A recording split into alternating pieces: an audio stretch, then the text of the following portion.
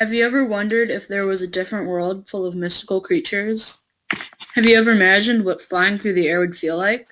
Have you ever wished you could talk to animals? If you have thought about these things, Eragon by Christopher Paolini would be a good book for you. The author of Eragon, Christopher Paolini, started writing books in high school and published Eragon and its Inheritance series after he graduated from high school. Eragon is considered a young adult fiction and fantasy book.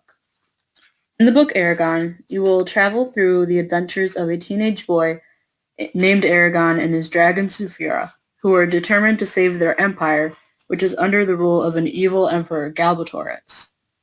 Eragon was once a farm boy until he found an odd rock in the Forbidden Mountains by his village.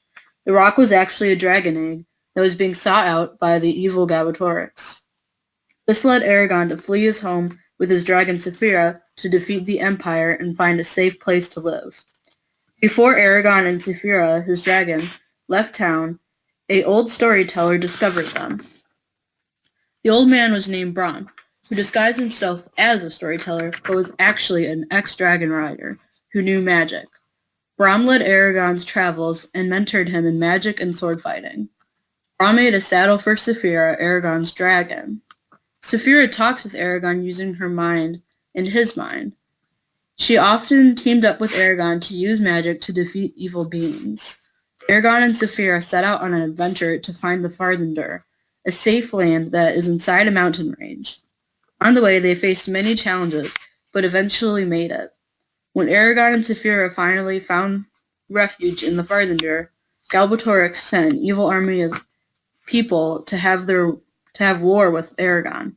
To find out what lies in the future of Eragon and Saphira, you will have to read Eragon. Eragon's desires match the desires of people in today's world. Eragon wants to save the people of his empire from corruption and suffering, just like how people want to help refugees from war zones escape danger so they can live peacefully. Eragon describes his emotion about creatures under Galbatorix's rule who had already cast suffering and death on innocent people. As he faced the Urgles, images flashed in his mind.